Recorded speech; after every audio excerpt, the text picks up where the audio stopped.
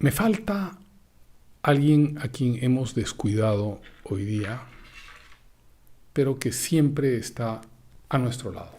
Eburnio. Buen día para todos. Eburnio no deja de acompañarnos. Lo eterno en Eburnio, ¿no?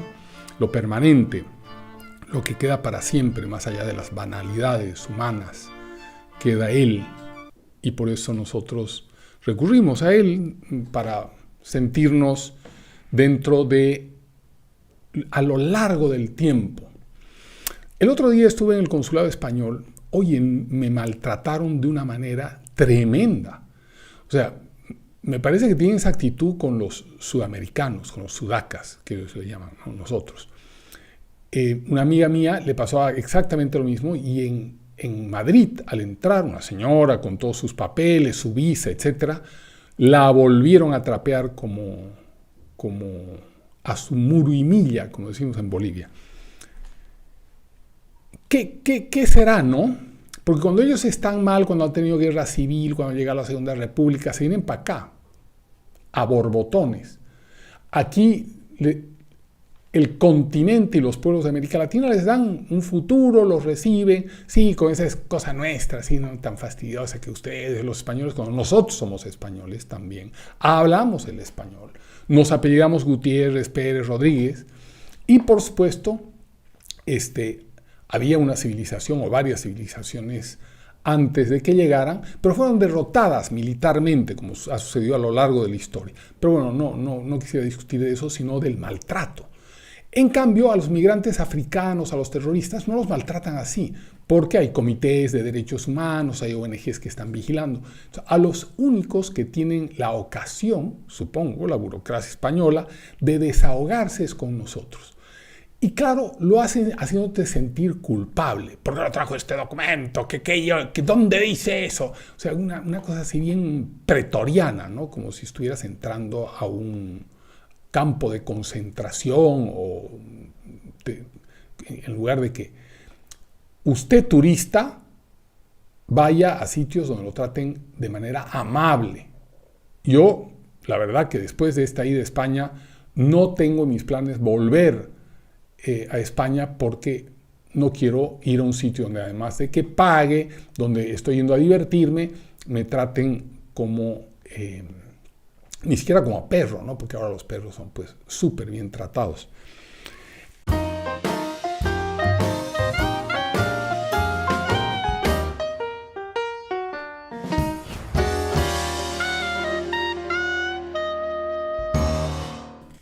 El tema de hoy, izquierda y derecha.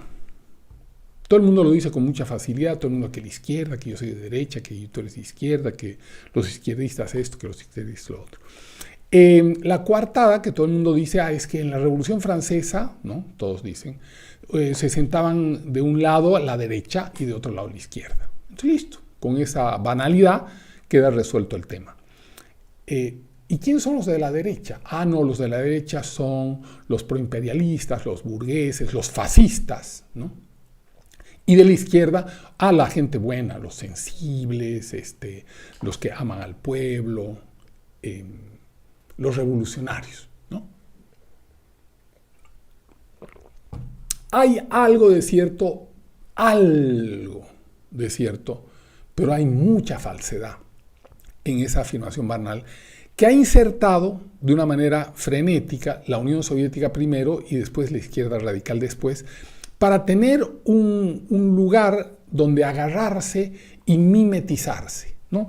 Pero vayamos un poquito a la historia, a Francia, para ver si de verdad eso sucedía en Francia o es así una fabricación moderna de la izquierda radical, de los comunistas, etc. Bueno, en Francia empezó el pueblo como a molestarse con la monarquía y el rey, finalmente, después de tanta presión y debido a grandes problemas fiscales, Luis XVI convoca a lo que se llamaba los Estados Generales, después de 180 años. No había convocado a los Estados Generales porque los Estados Generales se componían de tres grandes bloques: la nobleza, la iglesia, el alto clero y los comunes. ¿Quiénes eran los comunes? La burguesía y los campesinos. El alto clero, ya sabemos, obispos, cardenales, etcétera, y la nobleza, duques, príncipes, etcétera, ¿no? No había convocado porque la iglesia estaba pendulando entre atacar a la nobleza, o sea, no querían meterse en eso. Y el voto era 1/3 cada bloque. Cada bloque votaba 1/3, de tal manera que si la nobleza y la iglesia se ponían de acuerdo, listo. En los comunes, no importa que fueran más diputados, listo, se acaba, porque era un voto por cabeza. Se reúnen, convoca a los estados generales el rey, y les quiero mostrar una imagen preciosa. Obviamente los convoca a Versalles, ¿no? No los va a convocar a la esquina o a la plazoleta. Los convoca a Versalles. Miren, ¿por qué no está esta mi cámara? Me voy un segundo y vuelvo con esa cámara. Una eternidad más tarde.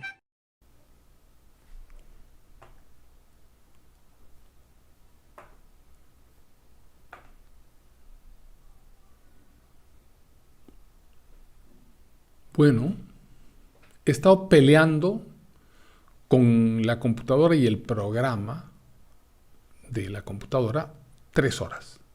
Finalmente vuelvo con aquello de los estados generales, la reunión de los estados generales que se produce.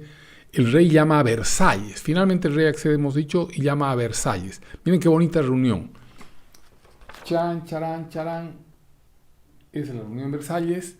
Está la nobleza. El rey, por supuesto, está arriba, ¿no? El rey está en su trono. Abajo la gente. Y precioso, fíjense los soldaditos aquí, con una parada de ballet, muy elegantes. Se produce la asamblea y quieren el rey imponer su voluntad. Los comunes deciden que no. Entonces el rey cierra las puertas de esa reunioncilla y los comunes, la burguesía y los campesinos, miren dónde está la burguesía, está en el lado del pueblo, ¿no? En ese momento. Y se van a la cancha del frente. Hay una cancha de juego, de pelota, que se llama Jeu de Paume, y ahí se reúnen. Entonces, se reúnen y no dan su brazo a torcer. Finalmente, bueno, la aristocracia, la nobleza dice, bueno, estos vienen como muy enfervorizados, de tal manera que es importante darles su lugar. Perciben, no completamente, pero perciben que está sucediendo quizá el evento más importante de la historia moderna de los últimos 3 siglos de las sociedades, que es el ascenso de masas. ¿No? El pueblo que hasta entonces había estado sometido por la iglesia y el señor feudal, por las monarquías y por la alta nobleza, de pronto empieza a emerger, ¿no? Y en los últimos 300 años va a generar una cantidad de efectos, dependiendo de cómo sea canalizada esa furia, ese ascenso, esa erupción, van a canalizarse hacia las revoluciones modernizadoras, como el capitalismo y la democracia, o hacia revoluciones arcaicas, como el comunismo, el fascismo, que son monarquías, ¿no? El retorno a las monarquías, solamente que plebeyas y lumpen, ¿no? Porque Chávez, todo el montaje delincuencial de Maduro son monarquías lumpen. Pero eso no vamos a conversar. Pero es ese ascenso de masas que se provoca en aquel momento, que ya el rey cede, acude un poquito la nobleza, la iglesia, astutísima como siempre, manda la mitad de sus representantes al Jeu de Paume, a esa reunión donde se establece la Asamblea Nacional. ¿No es cierto? O sea, están los estados generales, después viene la Asamblea Nacional, y ahí la división, todavía no son izquierdas y derechas, la división son, de un lado está el Ancien Régime, que se llamaba, ¿no? El antiguo régimen, donde está el alto clero, la nobleza. Al medio están los moderados, la gente que quiere transar, ¿no? Que dice, bueno, ok, es hora de darle al pueblo su espacio, a la democracia, a la representación popular, pero conservemos también la monarquía. Entonces, van proponiendo la fórmula inglesa de la monarquía parlamentaria. Pero del otro lado están finalmente están los revolucionarios. Los revolucionarios está la burguesía, la pequeña burguesía, los campesinos, los artesanos. Están ahí. Y filtrados están los radicales, junto con todos los demás. Esa Asamblea Nacional va a convocar a una asamblea constituyente. Quieren hacer una nueva constitución, ya no el régimen anterior, sino ahora quieren hacer una nueva constitución. Y ahí es el momento en la nueva constituyente que se produce la división entre, en el hemiciclo, en la derecha están los girondinos, en la izquierda están los jacobinos y al medio están los independientes que no tienen mucha ideología, digamos, ¿no? Van de un lado al otro. Los menores votados son los jacobinos, la izquierda. Los mayores votados son los girondinos, la derecha. Ahora, en ese reacomodo de la Asamblea Constituyente, ¿quiénes han terminado en la derecha? En la derecha ha terminado la alta burguesía e intelectuales de la alta burguesía que proponen nuevamente la monarquía parlamentaria. ¿Quién está a la izquierda? En la izquierda hay dos grupos. Hay un grupo radical que la representa Robespierre, el famoso Robespierre, y un grupo menos radical que está dispuesto a negociar, que está, o más que a negociar, no quiere ser tan brutal para generar tanta sangre. Es un hombre del pueblo, un hombre que tiene buena relación, es un líder, un caudillo populista, que es Danton, y otros, Marat, etc. El rey le da su aprobación a esa asamblea constituyente. Como los girondinos son la mayoría, se establece la nueva constitución. Es un régimen de una monarquía parlamentaria, como en Inglaterra, hoy en Suecia. O sea, estaba bien, no hubiera pasado nada. Y este es les pondré el hemiciclo. Ya no es aquel lujosísimo con columnas doricojónicas de Versalles, con los soldaditos en posición de ballet, ¿no? Y sus cancanes bien bonitos. Ahora es una cosa más plebeya, ¿no? Entonces miren, por ejemplo, cómo es ese hemiciclo,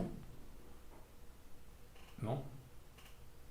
Ya pues ahí las batallas verbales son campales, se lanzan vituperios, que tú eres un monárquico, ¿qué cosa? ¿Cómo me vas a decir monárquico a mí? Monárquico lo serás tú. Entonces, ya se vuelve un insulto. Lo que hace 2 días era como, wow, ¿no?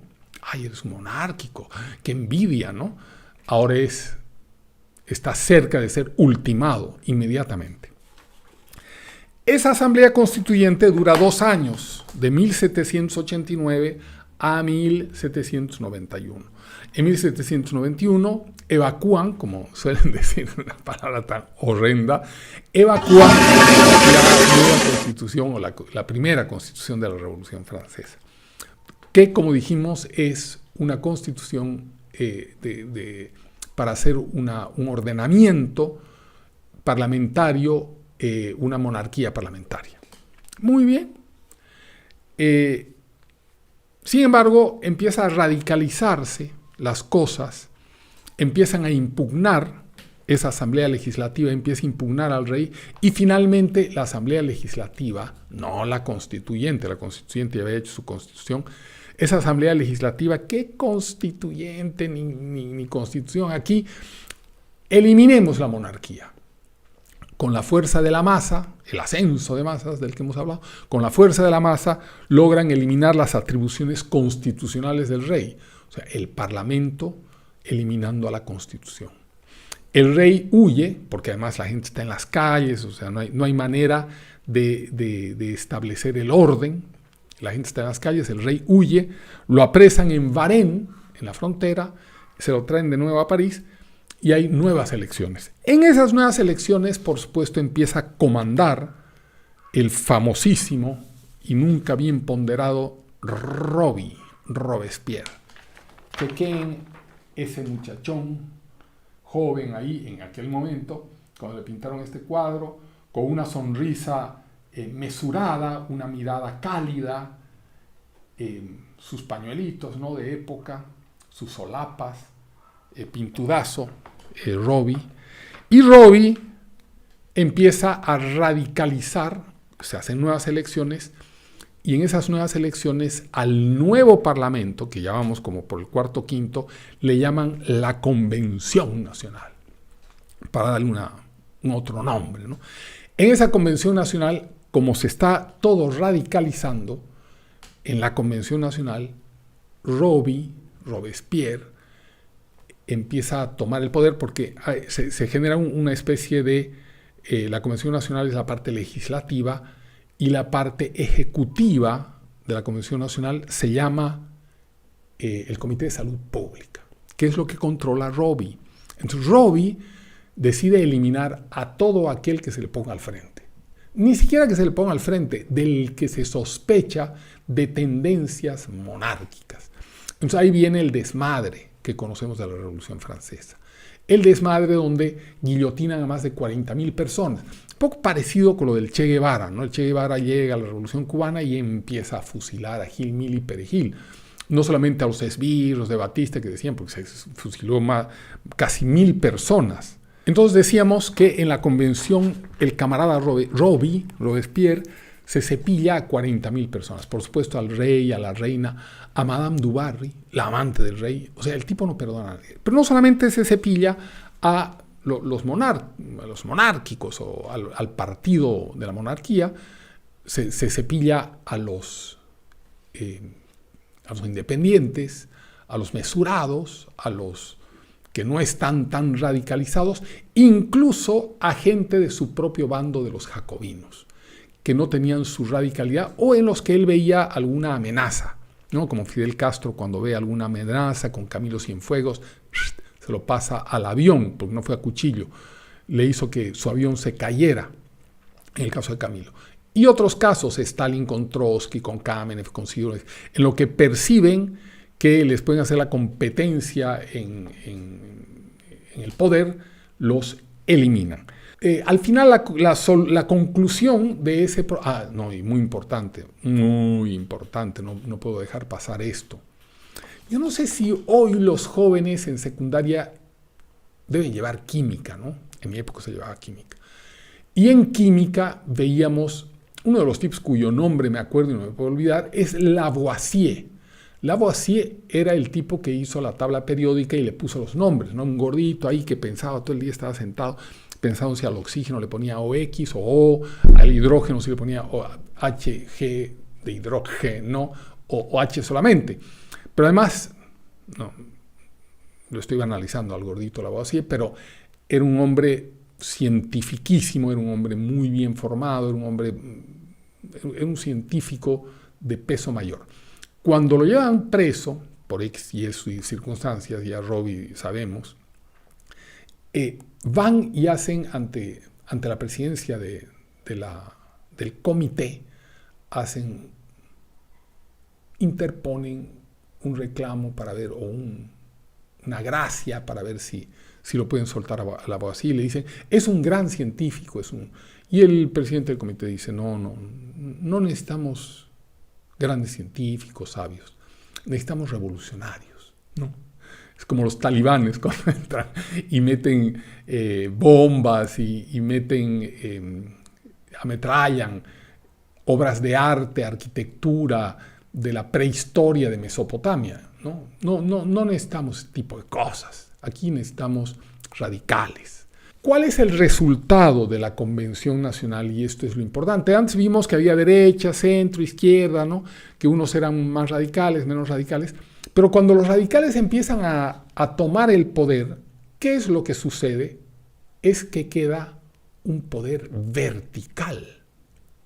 O sea, ya no quedan tres, queda uno. Miren ese gráfico, lo que sea, este cuadro. En el cuadro vemos que ha quedado solo la izquierda en el centro. Solamente la izquierda en el centro. Ya no hay derechas, ya no hay medios, ya no hay nada. Es el triunfo de la verticalidad, el triunfo de los jacobinos radicales, lo que se llamó en su momento el reino del terror. ejecución de monárquicos, contrarrevolucionarios, sospechosos de simpatías por el rey, girondinos, jacobinos light y la guillotina. Y por supuesto eliminan a la moderada, a los jacobinos moderados. ¿Cómo los eliminan? Bueno, los eliminan con el instrumento que había creado Monsieur Guillotin. Hay algunos que dicen que era un tal Louis que crea la guillotina. Instrumento horrendo, pero eso usan para sacarle la cabeza. Era simbólico también, ¿no? Sacarle la cabeza al monarca. Era quitar no solamente físicamente, sino simbólicamente. Tengo un cuadro terrible, feísimo, donde está la cabeza de María Antonieta. Otra vez izquierdas y derechas. Algo muy importante. Robespierre, como no tenía los instrumentos, el partido, todo, como tuvo Lenin, digamos, ¿no? O Mao, para hacerse del poder absoluto y quedarse para siempre, hasta que muriera o hasta que ya por muchísimos años, Robespierre es capturado como a los 2 años de esta ferocidad que la comete y es también guillotinado, ¿no? Como hay ese desmadre de todo este ascenso de masas que se está generando en Francia, como las constituciones no se respetan, como los acuerdos no se respetan, como lo que importa es el atropello, por supuesto que van muchos a buscar a alguien que ponga orden, pero que defienda la revolución. Entonces se encuentran con el pequeño Napoleón. Napoleón dice, sí, por supuesto, obviamente que yo voy a defender la revolución, la libertad, la igualdad y la fraternidad, la democracia, todo eso yo voy a defender. Lo importante es que yo tenga el poder. Por supuesto, le dan el poder al pequeño Napuco, y en lo que tienen el poder absoluto, lo que siempre sucede, el ser humano le empiezan a emerger sus demonios, ¿no? Y se queda no solamente con todo el poder, sino se declara emperador. O sea, si habían abolido el rey o si lo habían sacado y lo decapitaron al rey, ahora llega Napoleón y dice, yo ahora no soy rey, soy emperador, más que el rey. Y empieza el periodo del imperio en Francia. Y bueno, después ya paulatinamente van a entrar en la democracia representativa, que paulatinamente llegarán y que hoy gobierna de una manera impecable. Francia es uno de los grandes países republicanos del mundo. ¿Cuál es el espectro político hoy? ¿Dónde han terminado esas izquierdas y derechas que tardaron tanto en fisonomizarse, en tener fisonomía en la convención, primero en la constituyente y después en la convención? Y que finalmente son eliminadas todas las tendencias por la radicalidad de Robespierre, de la izquierda radical. ¿Qué pasa hoy? Primera pregunta. Segunda pregunta, yo dividiría esa pregunta en A y B. En A, ¿qué pasa hoy en un país estable con las izquierdas y la derecha? ¿Y qué pasa hoy en un país inestable con las izquierdas y la derecha? En un país estable tienes a la derecha que defiende a la empresa privada, donde la burguesía era la parte revolucionaria en la Revolución Francesa, hoy se la considera de derecha. Y la izquierda son los buenos, así, ¿no? Los que hablan de los pobres, aunque no hayan conocido nunca un pobre, unos intelectuales y unos artistas de las clases adineradas son de izquierda, pero nunca han visto un pobre más allá de la ventana de su Volvo o de su BMW, pero ellos son de izquierda y están con la revolución popular. Entonces, en un sistema estable, hoy tienes a la derecha, que son la gente que promueve la inversión privada, el achicamiento del Estado, que se haga más grande el mercado, el mercado libre, donde concursan todos los compradores y los vendedores. En cambio, la izquierda son aquellos que propugnan más bien un crecimiento del Estado, una inversión pública mayor en salud y educación. Eso es cuando está estable. Pongamos el ejemplo de los norteamericanos, de los gringos. Los gringos tienen a los republicanos que piden menores impuestos para los ricos, y están los demócratas que dicen mayores impuestos a los ricos. Ahora, los republicanos no piden menores impuestos a los ricos para regalarles la plata, sino porque tienen el entendido de que el rico, cuando tiene más plata, invierte en el desarrollo del capitalismo, porque el sistema en su conjunto es el capitalismo y su expresión democrática y su expresión política es la democracia. Los demócratas entienden que hay que proteger al pobre, que hay que darle salud, educación, mientras, no les falta razón, también mientras el pobre se va acomodando, ¿no? Y va entrando al mercado de una manera más eficaz. ¿Qué pasa con los países inestables? En los países inestables la derecha es más o menos la misma, el centro, bueno, siempre el centro, no los socialcristianos generalmente están en el centro, pero en la izquierda, en los países inestables, vuelve a aparecer la radicalidad. En Estados Unidos también apareció la radicalidad en los demócratas, con el viejito Sanders y con la Ocasio-Cortez, que es sin duda un agente de penetración comunista, no me cabe la menor duda, usa el mismo lenguaje que Stalin, usa el mismo lenguaje que Fidel Castro, usa el mismo lenguaje que Chávez, propone exactamente lo mismo. Entonces, a mí, que más o menos he estudiado eso, inmediatamente me suenan todas las alarmas. Entonces, esa radicalidad en los países en crisis empieza a crecer como creció en Venezuela. En Venezuela estaban los adecos y los copellanos, ¿no? Los adecos se supone que eran más populares, los copellanos más de centro derecha. Y ahí se mete Chávez, la izquierda radical que empieza a ocupar la zona de la izquierda como hizo Robespierre y finalmente elimina a todos los demás, que fue también lo que hizo Chávez. O sea, el gran problema, para terminar este debate de izquierdas y derechas, es meter en el sistema político de la democracia o permitir que se meta a la izquierda radical. Porque a la izquierda radical no le interesa el juego democrático de izquierdas y derechas. Lo que quiere es quedarse sola, como se quedó Robespierre por un poco tiempo, como se quedó Lenin por unos años y como se quedó Stalin por muchos años y Fidel Castro y Chávez, para que seguir con el mismo cuento. Pero la izquierda radical, cuando entra a la democracia, es para destruirla. Tenemos que encontrar formas para detener ese virus que se inserta dentro de la democracia y la libertad. Bueno, Eburnio hoy no ha participado mucho, pero no crean, él también es de izquierda, miren su dedo pulgar, es un tipo de izquierda, pero es un tipo de la izquierda moderada, sensato, es Eburnio, aunque a veces quiere ahorcarme, ¿no? Porque dice que yo soy de derecha. Eburnio, compórtate y despídete. Adiós, hasta la próxima.